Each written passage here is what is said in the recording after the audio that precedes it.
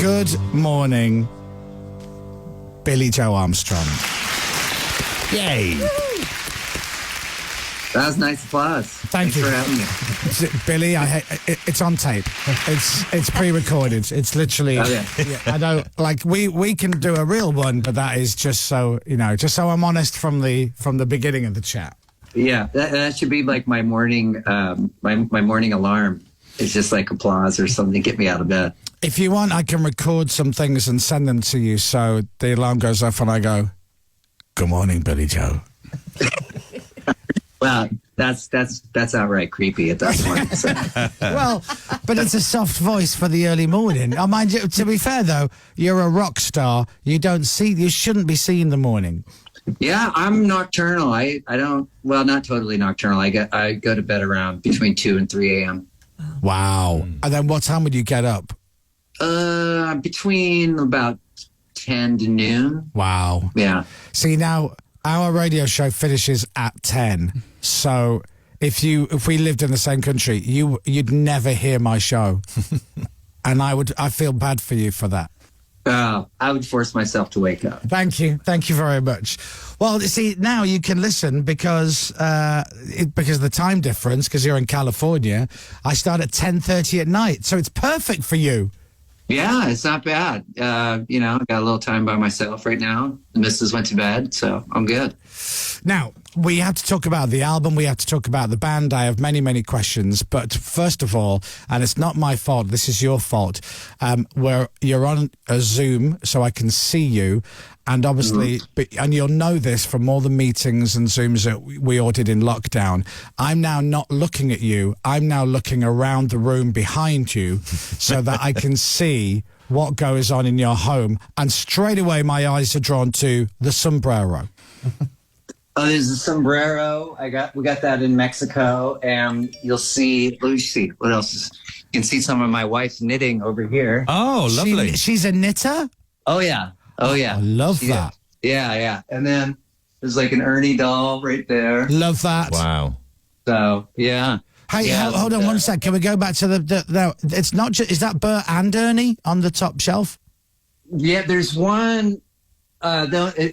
This one's Ernie, but he's COVID Ernie or something. COVID Ernie. Hold on, he's in a straitjacket. Yeah. And then this one I've had for, oh man, I wish I was taller. I've had that one for a long time. But yeah. And then there's like, little things like this. Oh, that's good. That's nice. Do you have a name for that one? I don't know. I have to make something up right now. It Jeff. might be a new tour mascot. This one, can you imagine that being like 100 feet? This is fun. Yeah. So is this? This is my son's? They got their fantasy football league trophy. Oh wow! Very cool. Yeah. That's a hell of a trophy. Is that a Buddha on the top of the trophy?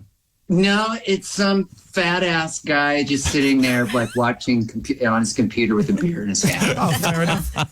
Different to the Dalai Lama, really, isn't it? Yeah. Well, that was a treat. Thank you very much. What a lovely little a guide. I mean, I feel sorry for the people just listening to this on the radio who couldn't see any of that. Well, sure. But for the viewers, Well, I tried to describe as much as I could. No, you did. You did a very good job. did. Now, let's talk about the album, which is Saviors, which is out now, and it's a thing of beauty, if you don't mind me saying so. Thank you. It is great. Now, I'm gonna describe the album, and then you're gonna tell me if you agree or disagree. I think it's very old Green Day. I think it's very new Green Day, and I think there are tracks in there that are influenced tracks. I feel that there's some of the influences that you've grown up listening to or whatever in that. It's a bumper packed album of a mixture of all of those things. Would that be fair? Yeah. I've anything from a lot of British influence, that's for sure, and kind of like our local punk scene from a song like 1981 is sort of like something that like a lot of the bands that we played with that were into, or friends were into, and stuff like that. It kicks off I'm a big one for track one in an album. So The American Dream is Killing Me, which is a great track. Now, am I right in saying that's quite a few years old, that track? Is that right? Yeah, we wrote it during the Father of All sessions, and we didn't want it. We were already not going. We were doing something else completely, so we weren't going totally political with that. And then I brought out the demo again, and Mike Trey, Rob Cavallo really liked it. So, just wrote some new lyrics for it. And it ended up being the opening track and the first single. So, yeah. It's a great track. It's a really good track. It was a record of the week here at Radio X. I love it a lot. And you just mentioned Rob Cavallo there, who is the Grammy-winning producer. He's worked on some good stuff. I don't know if you've heard a lot of his stuff. He did an album called Dookie. Are you aware of that album? He did. Yep, he did that one. That's when we first met. So 1994 that was. And then American Idiot. Do you know that album? Yep. Yeah. Know it well. That was 2004. Do you enjoy working with him or not enjoy working with him? Because I'm looking at the timeline of dates that you've worked with him, and there are big gaps between sessions. So we haven't worked with him in like 10 years. We did Insomniac. We did Nimrod, Warning. He did Uno Dos Tre. He did, and now this one. So it was great to get back together with him, and just no time had passed, really. What kind of a producer, here's two questions. What kind of a producer is he? And is there a style of producer that you prefer to work with? Because every producer is a little bit different. Some are really involved. Some famously will lie on a sofa in a dressing gown or whatever. Like I've seen those before. so what's Rob's kind of like take? What do you like about working with him? He comes from all different directions. He really dives deep into the songs and like talking about like what's going on in a song. So like a song like American Dream is Killing Me, there's the part where there's like the bridge after the first chorus where it goes into this sort of string arrangement and this melody, and we talk about how things like it gets geeky where we start talking about how that part of the song really informs the rest of the song in a way. So we have like those in-depth conversations. He listens to everything. It's like when we mix a record, we have to make sure that we hear. I was just talking to him today about it, how he was listening to it on Apple Music. And he goes, man, we were just in the studio just listening to the mixes so critically, and then we, and just down to what the way the hi-hat sounds. And so he is sonically really into it. He's really energetic. He tells a lot of silly stories. I can kind of check out and daydream a little bit when he's telling some of his stories. And then we jump back in, I like that. I love the attention to detail of it all. We just interviewed a band called Shed 7, a British band. Yeah. And their new album, which just went to #1 here last week, they discussed in heavy detail how long the gaps should be between the tracks on the album, so that the first track almost seamlessly goes into track number 2, and then there's a slightly longer, we're talking half a second gap between tracks 2 and 3, and then for the rest of the album maybe it might be a 2-second gap or a 2.5-second gap. But they said they had literally streams of emails and big meetings about how it goes. But I love that attention to detail. Yeah, that's stuff that goes doesn't go unnoticed. Like when we did Dookie, I remember wanting each track to go really quickly right into the next. I didn't want like have much room in between, and that kind of came. So it's interesting. I kind of came from Motley Crue's first album, Too Fast for Love, where each song just is like boom, boom, boom, right, and there's never a dull moment. No, it keeps it going. The new single is Dilemma or Dilemma. as you would say, because we would say dilemma because we're British. I like it. That is, and again, it's our record of the week this week. It's a great song. It seems to me it's very honest writing, but it's an extremely catchy song. You could listen to the words of it and analyze them, or you could simply just rock out to it. And that's not a phrase I normally use, but I think you understand where I'm going with the question. It's honest. It's very honest. It's an honest piece.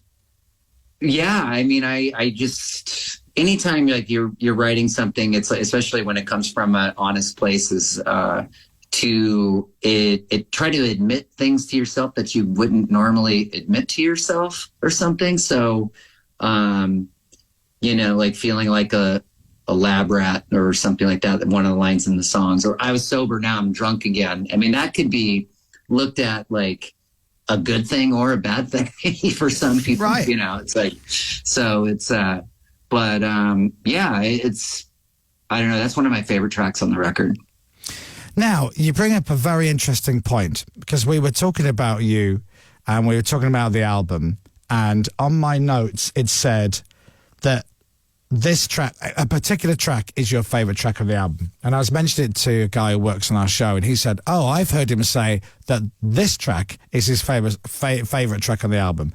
What is your favorite track on the new album? It changes all the time, right? Which is a good thing, but it's I really like. Oh gosh, I'm really liking "Fancy Sauce," the last track on the record. Okay, all right. Yeah. It's kind of like a children's lullaby in a straitjacket or something. So, or it's Ernie, COVID Ernie. It's COVID Ernie in a straitjacket. Yeah. I like "Look Ma, No Brains." I like that. I love that one too. I do. I really. That's one of my favorite punk rock ones I've ever written, I think. Captain, what's your favorite one on the album? I really like "Father to a Son" at the end. See, I think it's great. We're all different. Thanks. Thank you. Yeah. Those are completely opposite ends of the record too. So that's great.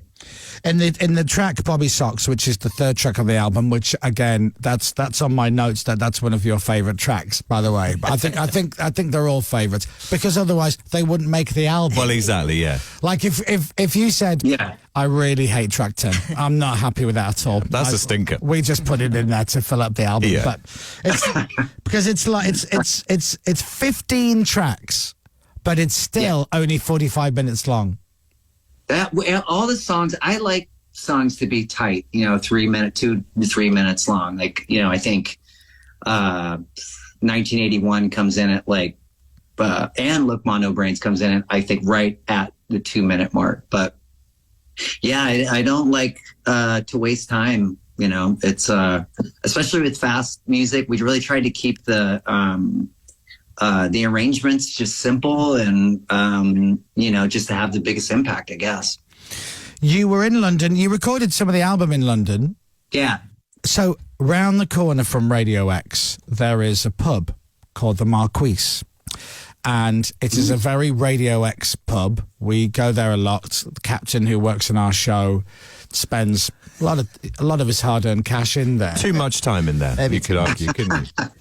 And there was a particular week where he popped in for a couple of pints after work on the Monday, and then again on the Tuesday, and then I think it was the Wednesday, and then he didn't go on the next day for whatever reason. And would you believe it? It was the day that you guys turned up and did a surprise gig in the same pub. He was devastated.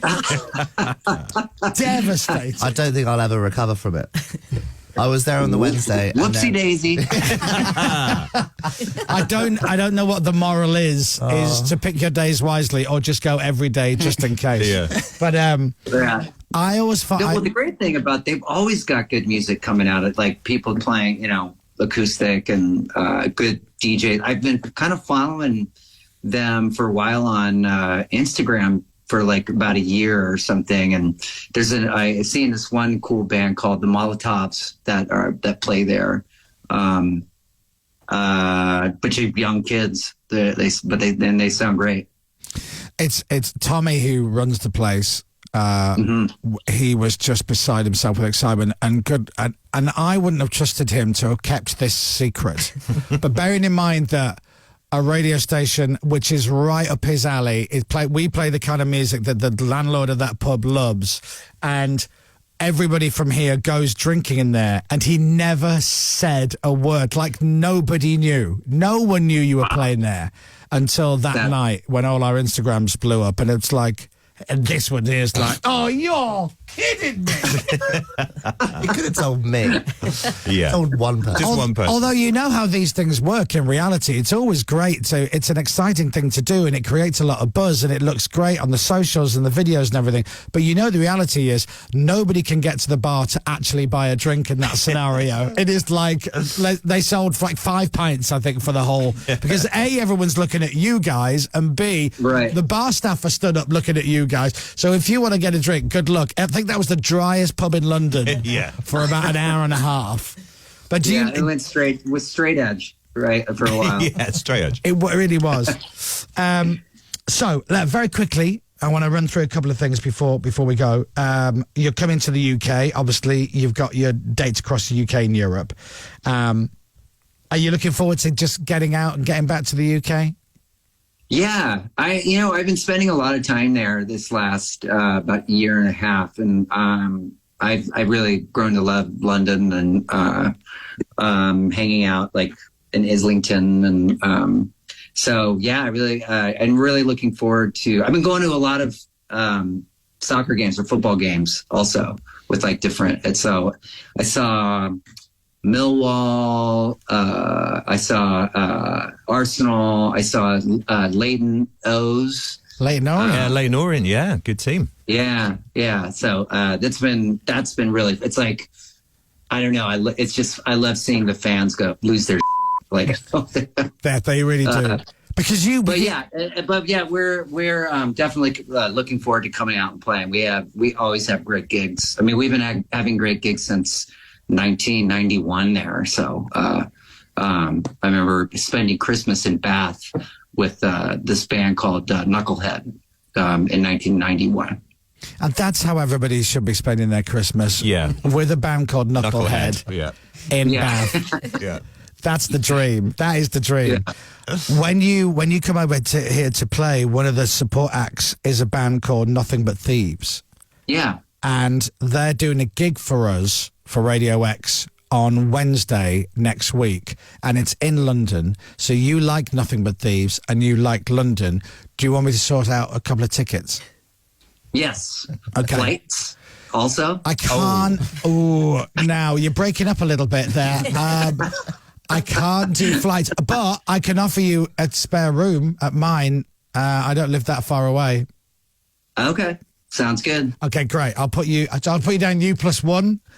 Either that, or you can just live Instagram them. That's what all the kids do now. Right. So. Okay. All right. I'm getting the impression that's a polite no, but that's he doesn't want to stay in your spare room. That's fine. And listen, next time you're here and you've got some time, don't be just wandering around Islington on your own. You come and hang out with us. We know this town. We can take you for a curry. We'll tell you where to go for brunch, because clearly you're going to miss breakfast everywhere. And and we could be your guide, or you could be our guide to London. Oh, geez, I'd be terrible. That would be the blind leading the deaf. I have a terrible sense of direction, but it's yeah. I mean, I'd love to hang out. That would be fun. But you say that, but you ended up at a Millwall game. You ended up at a Leyton Orient game. Not many people are going to to those games. And by the way, Millwall in the same league as my beloved Leeds United, who you should also be checking out. I'm down. That would be fun. Thanks very much. I'll send you a shirt. I'll send you a shirt if you send me a scarf.